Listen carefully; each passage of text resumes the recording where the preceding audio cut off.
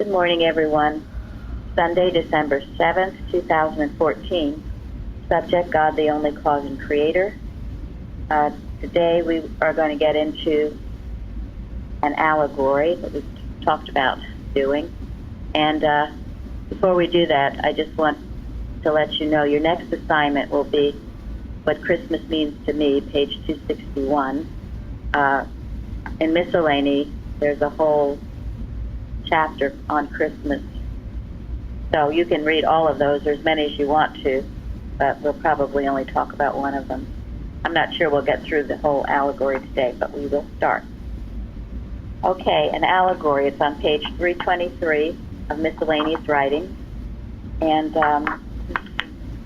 okay, Betty too. Hi, Betty. Let's see, we'll start with, how about you, Fairley? Will you read the first two paragraphs? Yes, I will. Thank you. The first paragraph, okay. First two. Okay. Picture to yourself a city set upon a hill, a celestial city above all clouds, in serene azure and unfathomable glory, having no temple therein, for God is the temple thereof, nor need of the sun, neither of the moon, for God doth lighten it. Then from this sacred summit, behold, a stranger wending his way downward, to where a few laborers in a valley at the foot of the mountain are working and watching for his coming.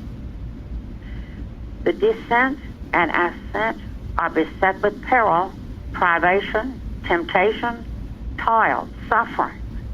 Venomous serpents hide among the rocks. Beasts of prey prowl in the path. Wolves in sheep's clothing are ready to devour. But the stranger meets and masters their secret and open attacks with serene confidence. Thank you.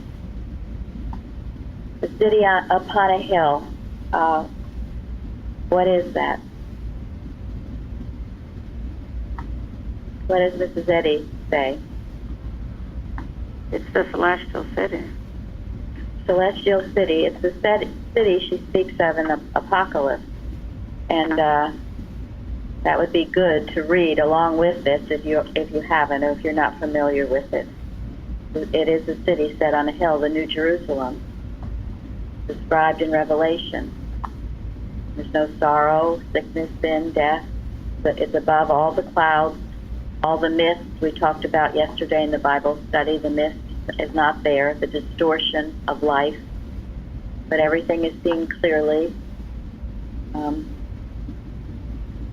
And she says, too, in Apocalypse, it's not something that we have to think of as far off. It can be a present realization. John saw it while he was still here on earth. Anyone else want to comment on any of these first two paragraphs?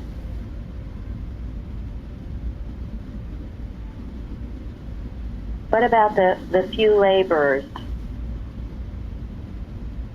I thought it was interesting. Laborers, and then the laborers were working and watching for his coming. Yeah, there's an alertness there that you don't find in the rest of the story. Thank you. Yeah, that's for sure. That's what struck me. There were just a few of them, and they were laboring, working, and watching for his coming. Yeah, and you sure don't find it in the rest of the story. It reminded me of some other places where Mrs. Eddy refers to a few. Yeah, the fewness and the faithfulness of the followers, her followers. You can tell where truth first, by the fewness, faithfulness of followers. Right. You know, the things that we're reading in prose works are very, very profound. I don't mean to in any way think that we can begin to touch on all of its meanings, but we're doing this just to make you aware, deeply aware of what is in her writing. I remember once we did have a class on this chapter particularly. So you think about it and take it into your heart, and you digest it according to what it means to you. And we'll talk a little bit here about what it means to each other, but that doesn't necessarily mean what it might mean to you. I thought also the few laborers pointed to the constant need of the times for those who recognize that there is a need to watch for his coming to do it. And that this is probably the greatest work we can do, is to work and watch for the coming of the Christ. Yeah, it is. And it's something to be mindful of when you read this story and you realize, oh my gosh, after each paragraph I felt like just saying, yikes, holy Moses. Kind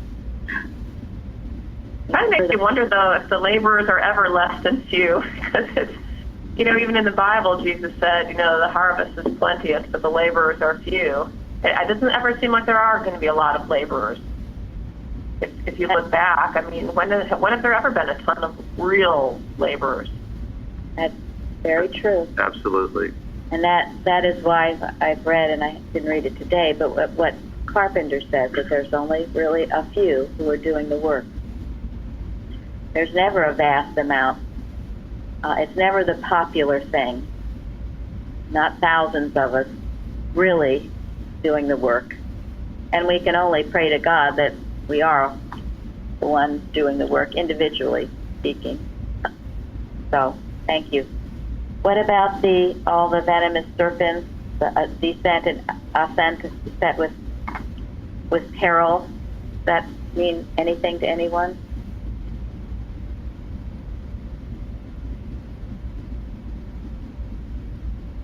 Let's What is see. what would the descent mean? Well, to me, that's if you fall out of that Christ consciousness. Yeah, that struck me too, because I was like, descent, But it's kind of like when you have a falling away. If you've been, doing well or doing good work for a while, but then you let yourself get pulled away, that's the descent, and it's usually what wakes you up to that is you find yourself in a world of hurt for a while, or something comes up and kind of smacks you on the face. It could also mean when a Christly thought tries to help someone who is not a Christly thought, and who comes down and gives of his Christ to someone, and meets with hatred, meets with the venom of the human mind that doesn't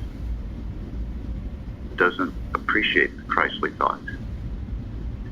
Practitioners run into this all the time.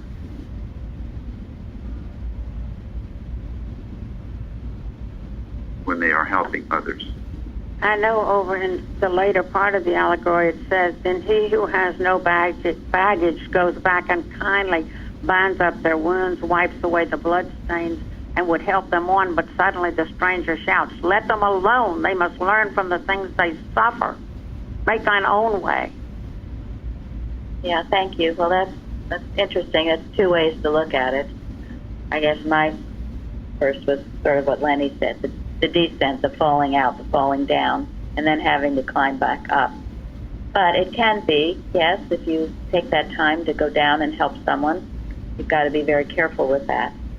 Lauren?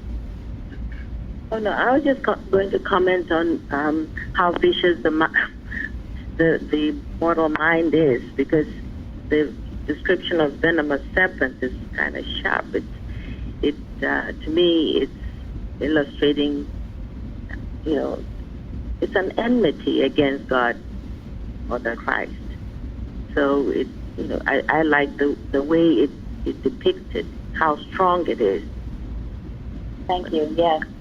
Yeah, and Mrs. Eddy somewhere else talks about, thank God that you're willing to help even such as those who will bite back, in that, with wrath, really, with wrath.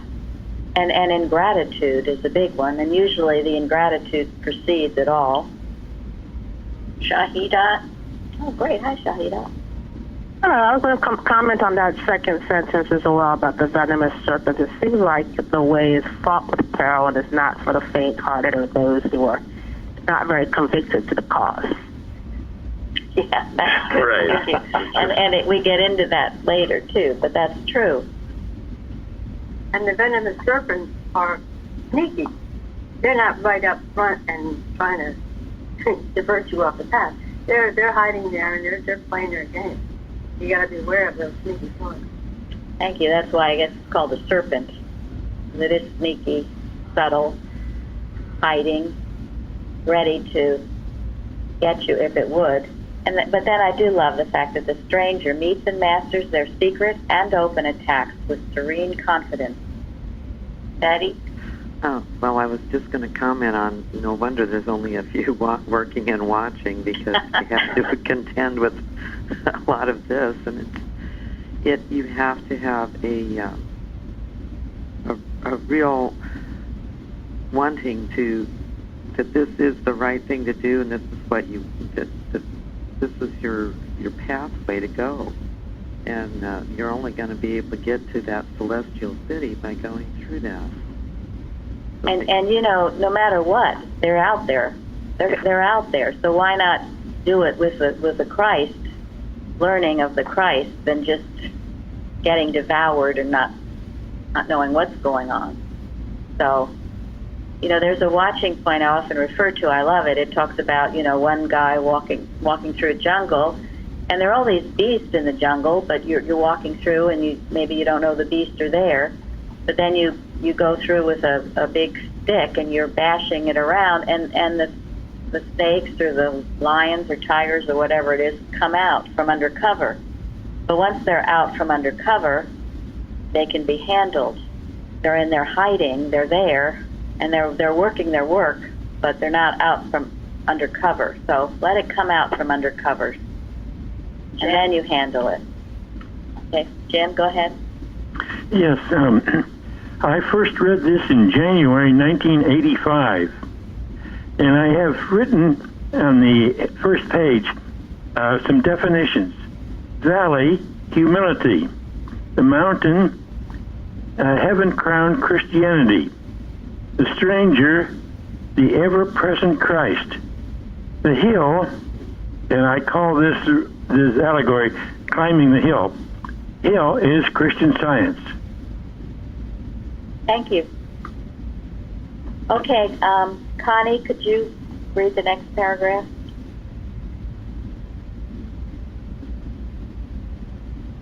Are you there? I have nothing. Okay, Connie. Okay. The stranger eventually stands in the valley at the foot of the mountain.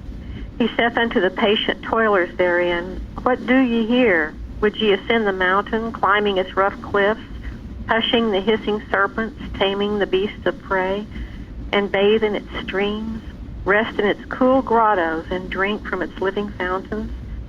The way winds and widens in the valley. Up the hill it is straight and narrow, and few there be that find it. Okay.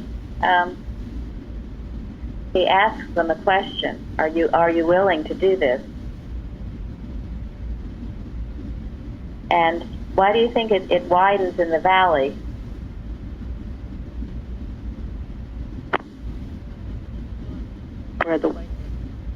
Whoever's speaking, you're muted, or we can't hear you very well. Well, it's because that is the humility. The valley is the humility, and the way winds and widens in the valley, because with the humility, the way becomes more open. Thank you. It's a good answer. But then, as you go upward, it becomes more straight and narrow. Okay, let's see. How about the next three paragraphs?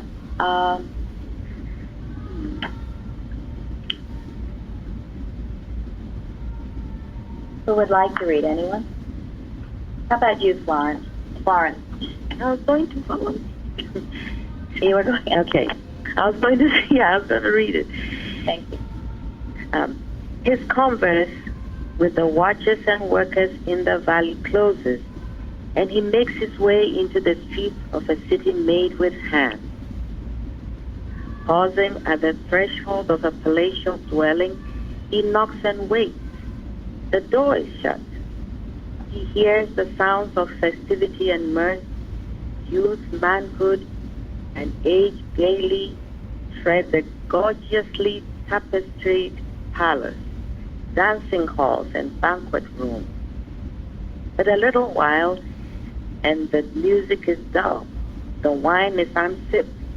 The footfalls abate, and the laughter ceases. Then from the window of this dwelling, a face looks out, anxiously surveying him who waited at the door. Within this mortal mansion are adulterers, fornicators, and idolaters, drunkenness, witchcraft, variance, envy, emulation, hatred, wrath, murder. Appetites and passions have so dimmed their sight that he alone who looks from that dwelling through the clearer pane of his own heart, tired of sin, can see the stranger. Thank you.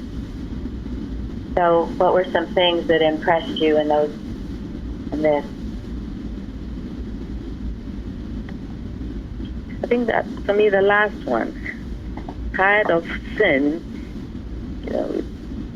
all these things are vain, nothing at all in them, and it's good to see through it all that it's not going to take you anywhere. Connie, thank you. There's a lot of scientific translation of mortal mind in here, and most of these things are listed in the first degree: depravity, evil beliefs, passions, appetites, depraved will, etc. And then the widening of the valley being the second degree: moral, evil beliefs disappearing. Thank you. It's good to get back to the textbook when we can. One thing that struck me in the first paragraph, a city made with hands, what does that mean? Material.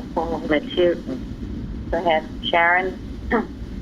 Yeah, it was a material world, and I have that, first the mortals were having a humanly good time, and then there was one turned off by the sins of the world. And he's the one that's Jesus Christ. And I think that's how we all, well, I'm speaking for myself, how I came into Christian Science. When things were fine, I wasn't looking for the Christ. But when I got tired of the ways of the world and all the sins and all the negative, then I looked for the Christ. Thank you. Did you want to say something, Florence? No, not right now. Okay. Also, what struck me, palatial dwelling. The next one, too, it's a massive carved stone mansion. She doesn't, in any of this, she doesn't mention any little huts or anything. There are all these huge, big places. Yeah, it's only the sexy side of materialism. Yeah, right. Good way to put it. Another thing that struck me was about this magnificent mansion was that the door was shut. Thank you. And in other words, it wasn't receptive to the stranger, maybe the one in need, maybe the one who didn't have a festive family to be with. They were locked out. There was nothing open for man to love his neighbor as himself. Yeah, and in all that materiality, too, the door was shut. They were totally unreceptive. They were in there just thinking they were having a great old time. To me, this is such a solemn story. This whole thing, it almost gives me the chills when I read it. Because I know what that was like, too, to be in all this materiality and find it so nothing. Just so nothing. It's a horrible, horrible feeling. That's what struck me too, Mary. It's just that it doesn't satisfy. It starts out sounding all great, but ultimately it doesn't last. Yeah, it doesn't last. I remember feeling that I didn't belong. that there was something weird because I wasn't happy with those kind of things. Right, that's true too, yes. It also tells you the difference between... Can you all understand him? We can hear him too. Oh, good. Good. You. Go ahead. It makes it clear that when the difference between heaven and also the worldly perspective of heaven, when you get into heaven, you don't shut the door behind you. You want as many people as possible to join you, and that's what Christianity is all about. On the other hand, the worldly heaven is they tend to get in and they shut the door. And that's what that mansion is probably trying to explain to us.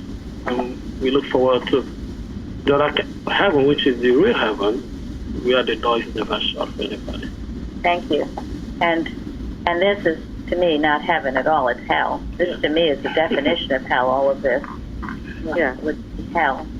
And the door is shut, and it's shut to the Christ until they wake up, until they get so full of it. And in Apocalypse, she brings this out in her chapter, Mrs. Eddy, that when things are really, really bad, things get so bad that's when the very circumstance which your suffering sense deems wrathful and afflictive, love can make an angel entertain unawares.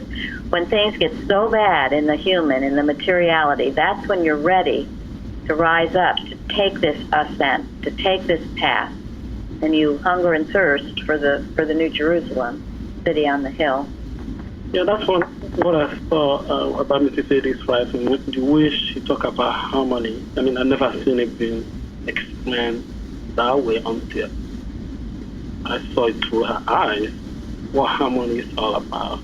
It's different from what the dictionary or what academics define harmony to be. Harmony is the true substance which you feel from inside. That's heaven to me.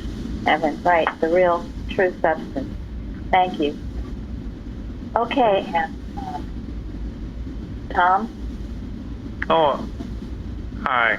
I just thought it might be interesting for the paragraph where it says, within this mortal mansion are adulterers, fornicators, etc.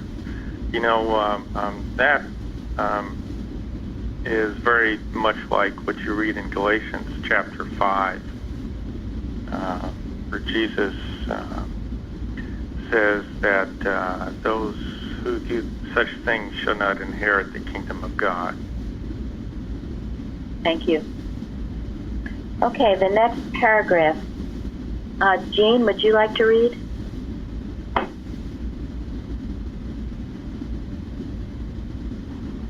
Sharon is unmuting. Withdraws. Go ahead, Jean. Go ahead, Jean. Okay. Startled beyond measure at beholding him, this mortal inmate withdraws. But growing more and more troubled, he seeks to leave the odious company and the cruel walls and to find the stranger. Stealing cautiously away from his comrades, he departs, then turns back. He is afraid to go on and to meet the stranger. So he returns to the house, only to find the lights all wasted and the music fled. Finding no happiness within, he rushes again into the lonely streets, seeking peace, but finding none. Naked, hungry, athirst, this time he struggles on, and at length reaches the pleasant path of the valley at the foot of the mountain, whence he may hopefully look for the reappearance of the stranger and receive his heavenly guidance. Thank you. Anyone want to comment? Have you ever felt that way? Yeah. Yeah. That's a pretty good description of my life. It says this mortal inmate. That made me think of a prisoner. Good. Good. Yeah, a prisoner. you know, and I mean, I can remember feeling this way. I knew I was in hell, and yet I was sort of afraid to come out and to approach the Christ, maybe, you know, to get help from a practitioner or to dedicate myself to something other than my own selfish life. It did seem I was afraid about it. And but then what happens? You're naked, hungry, athirst.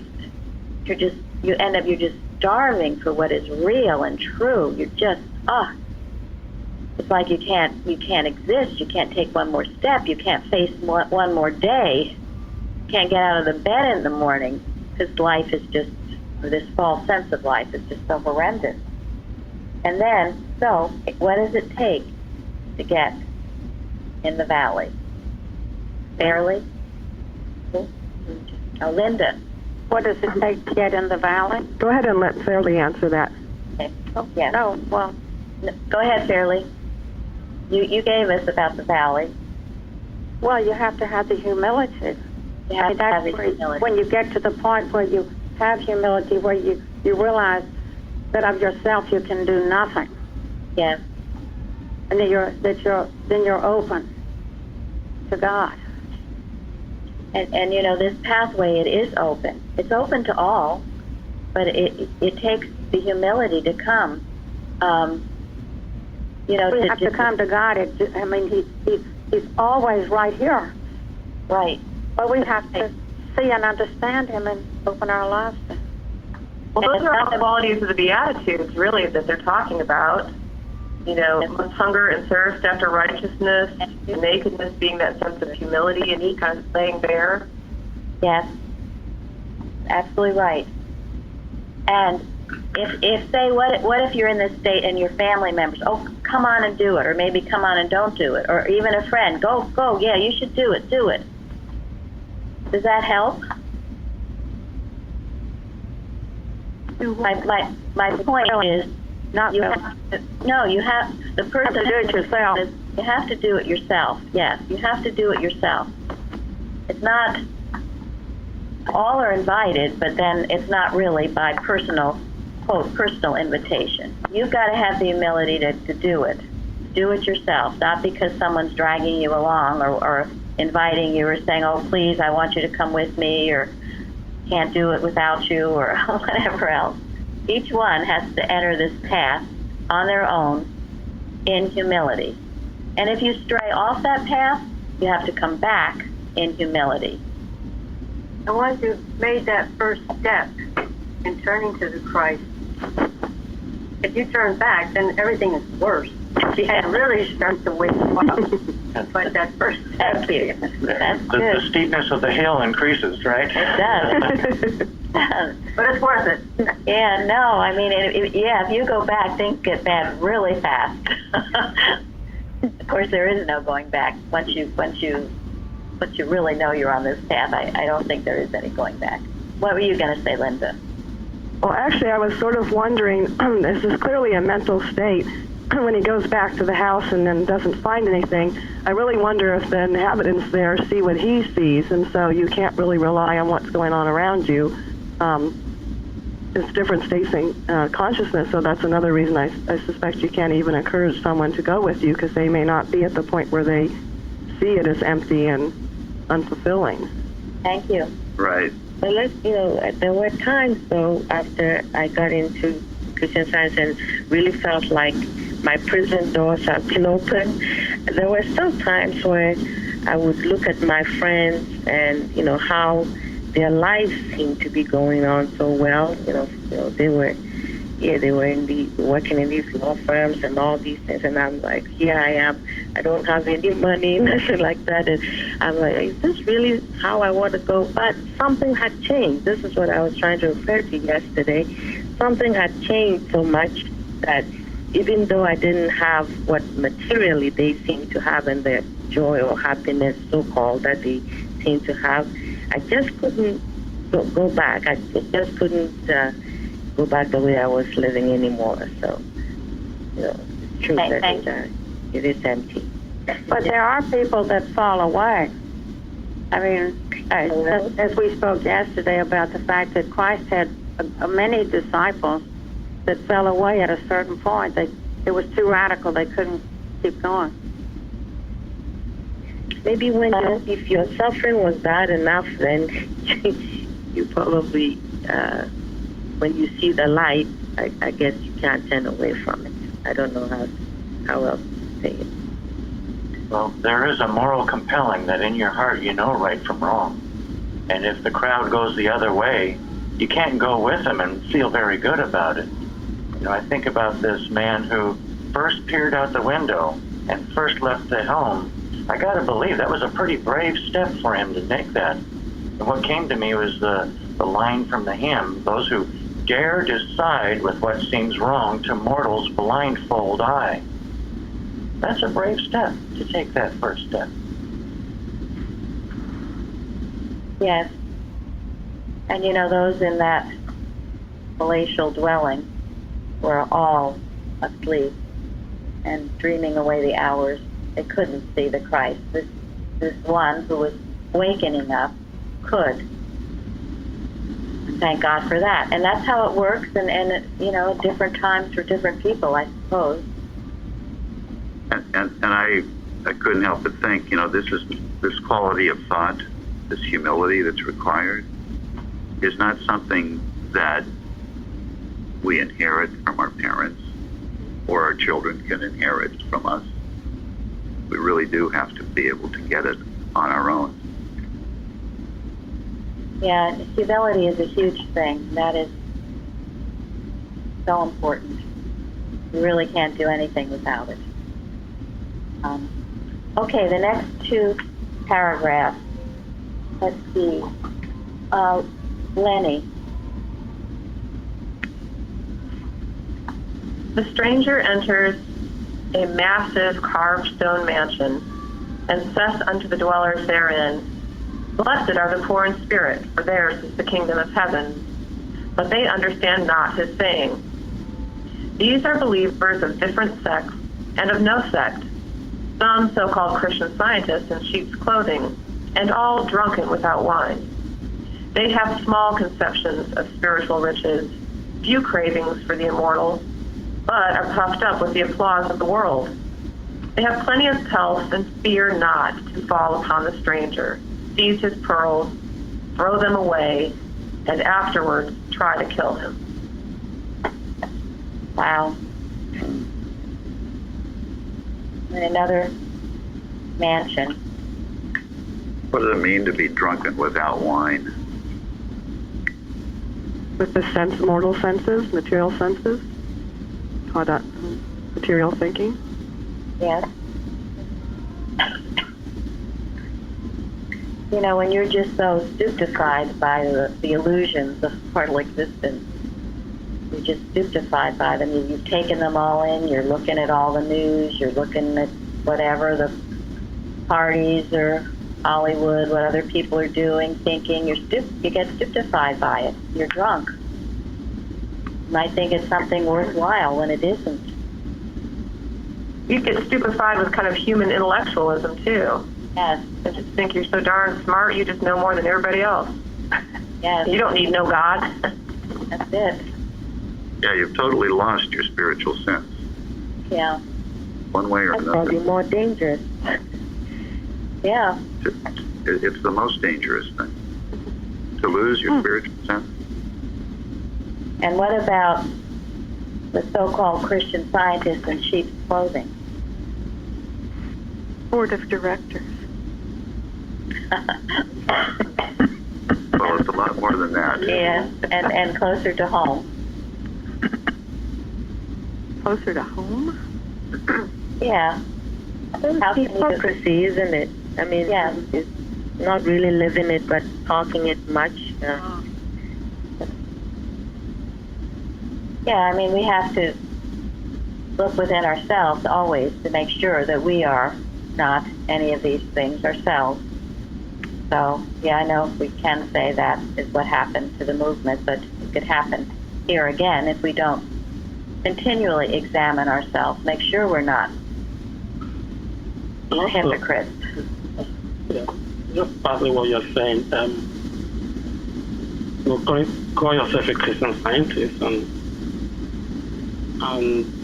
your life is no more different from somebody who is on the street. Class 1 is very dangerous. It's a very dangerous situation to be. You better not be than to be there. You better not be a Christian Scientist and do otherwise.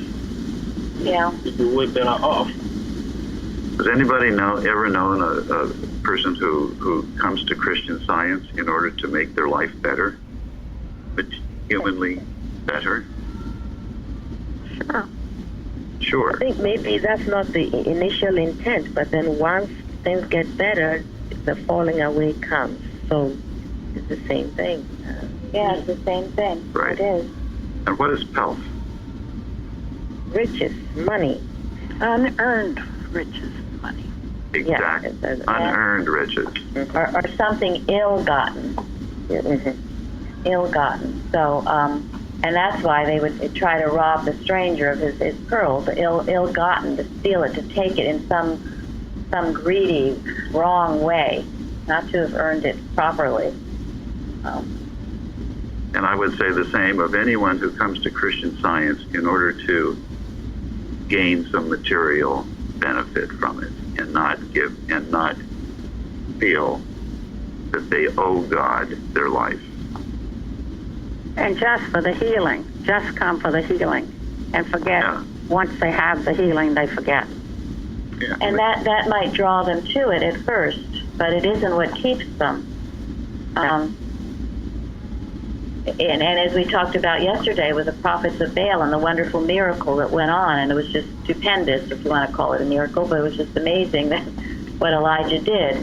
But it didn't keep people in the straight and narrow way, because there was no transformation taking place. You've got to go through all of this, really this hell. Not everyone has to, but most people do. Where you're just so disgusted with the emptiness of material existence that nothing really matters but your relationship with God. And I'm thinking, yes, the Sermon on the Mount, and this is again more of the Sermon on the Mount, speaks about Beatitudes. Blessed are the poor in spirit, for theirs is the kingdom of heaven. But they didn't even understand that. They didn't even get it. They couldn't hear it. And that's why you don't cast pearls before swine, because they won't get it. You have to wait till they're ready. If I could share a little of my story, which I guess people have heard it before, but I was going along doing just fine, very happy with my life. I was going to school, my very favorite thing to do, having success in art. Things were just great. And I was taking allergy shots, and suddenly they just sort of turned against me. And within a very short period of time, I was allergic, really, to everything in the whole world. Food, air, everything. And I took a beating like that for 10 years. And I realize now, I'm beginning to realize it, that my problem was intellectualism. And I had always been a student. I studied everything. Oh, there's so much to forget. And so I still struggle with that because it's just such a natural way of thinking for me. You mean the intellectualism? Yeah. Mm-hmm. Makes things very complicated and. Yeah. Well, it's frustrating too, Connie, because I'm in the same boat, or have been in the same boat with you, and you understand it so well, and it seems so crystal clear from an intellectual standpoint. You can't demonstrate it at all. Yeah, I'm not having a darn healing or anything. Nothing's working. So how can I understand something so perfectly and be so completely, useless and impotent? Yeah, it's the total lack of humility, though, isn't it? Also, what does Mrs. Eddy say about getting the letter without the Spirit? Right. It will make shipwreck of your faith, because you can't really, it's not understandable intellectually. I think that's what she's also referring as, getting drunk without wine. Yeah, you get drunk with the words and the science and how beautiful all of it makes such beautiful sense, and you just get so into that. Yeah, it's like a high. Yeah. Temporary high. And to me, I think the wisdom, which you can't get from any school in the world. Yeah. Wisdom. You cannot get it from school. It doesn't matter how many years you spend in school, how many millions of books you read. You just cannot get wisdom from anything. Wisdom comes from God. Thank you. And that's what we need. I have seen the most wise people in the world. They have no formal education. Bible is full of that. Solomon, Christ, he didn't go to any school. He said, I don't think I never thought, I never read, maybe there is somewhere, she had never mentioned about her education. I have no idea how she got her education, but I believe she got it from God. So true. Thank you, Benjamin. And that's why we have to become as little children. To have that innocency and receptivity.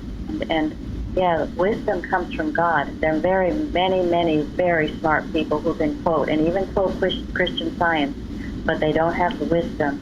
They don't apply it, or they apply it in a way that turns people off or something. But if it's not of God, it will come to shipwreck. And all the quotes. And you can tell when a person is just quoting or when there's gold behind it. I was talking about our website the other day. Our website would just be a piece of paper hanging in the wind if it did not have the gold behind it. The gold of all the right thinking, the gold of purity, the gold of the love of the brethren, the unity, the work, the laboring that goes behind it, the watching, the praying. All of you, individually and collectively. That's what makes our website gold. Without that, it is nothing. That's true of anything. So if you are bound up by intellectuality, what is the answer?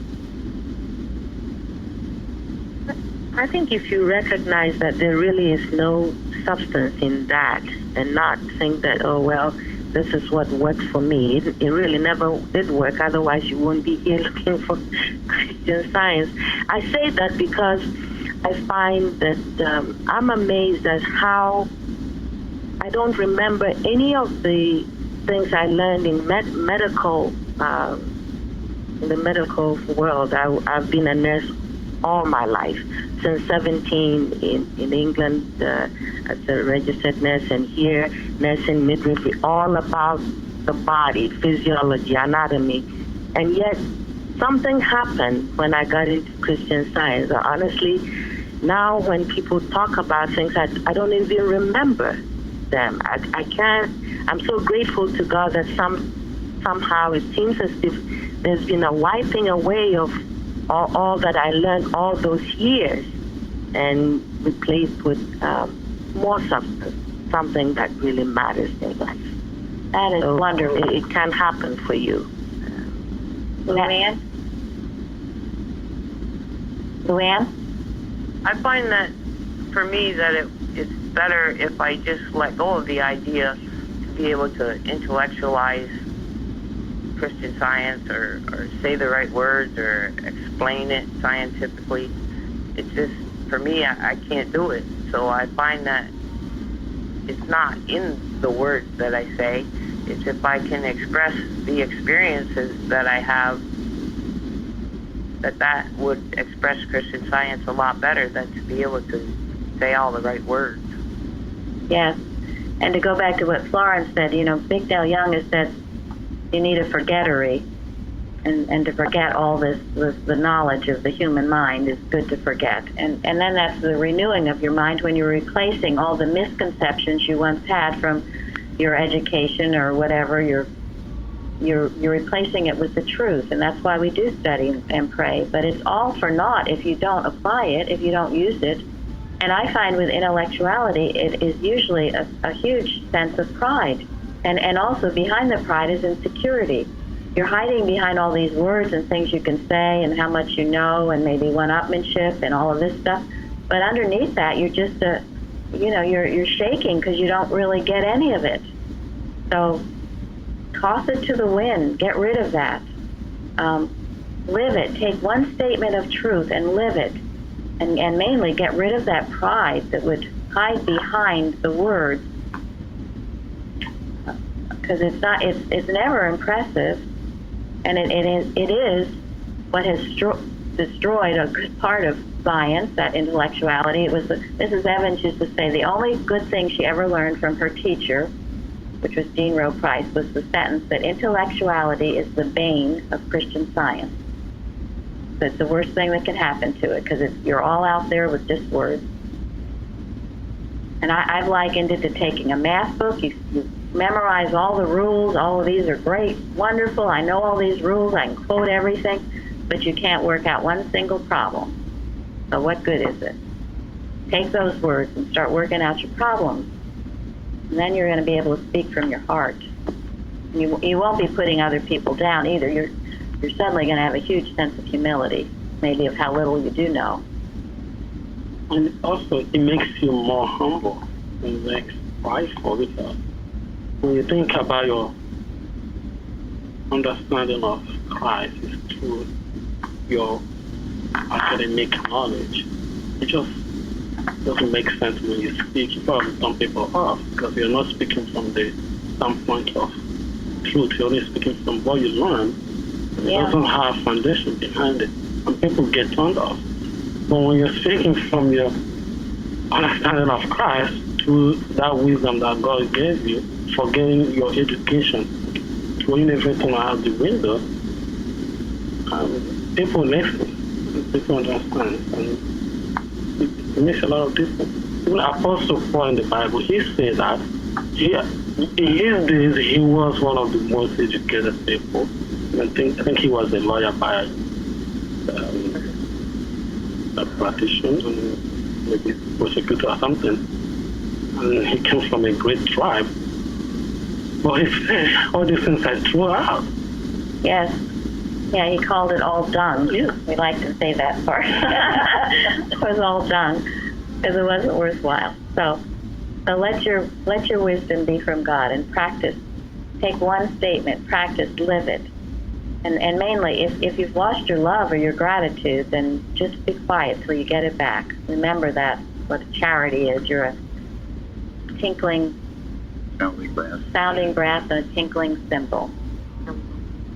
Yep, don't even, unless you're feeling love in your heart, just stop till you do. And gratitude, too.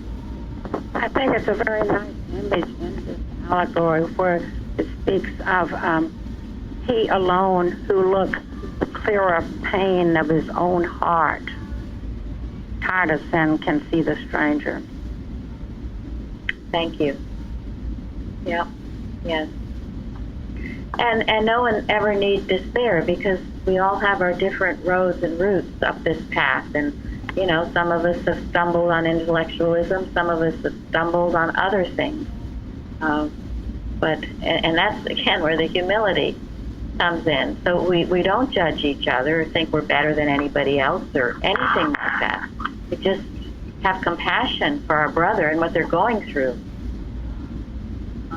And if we ever don't, then there again, we're not in the right mind. We must have that compassion. Well, this was good, and your answers were wonderful.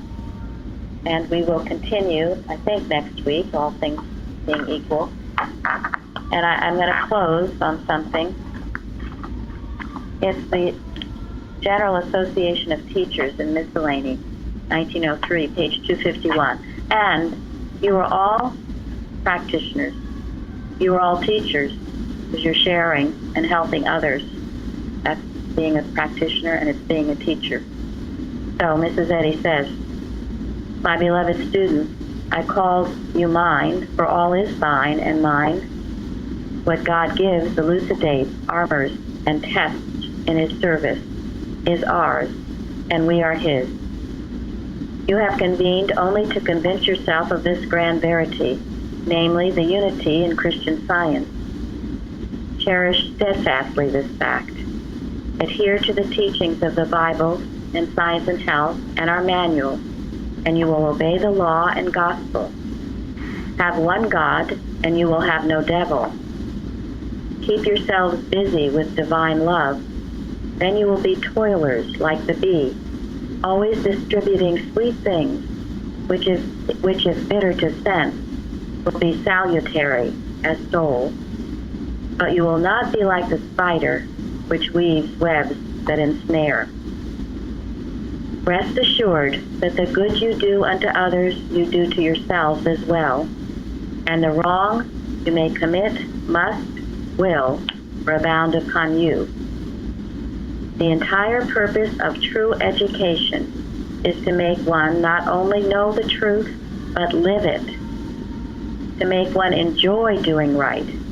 Make one not work in the sunshine and run away in the storm, but work midst the clouds of wrong, injustice, envy, hate, and wait on God, the strong deliverer, who will reward righteously and punish iniquity.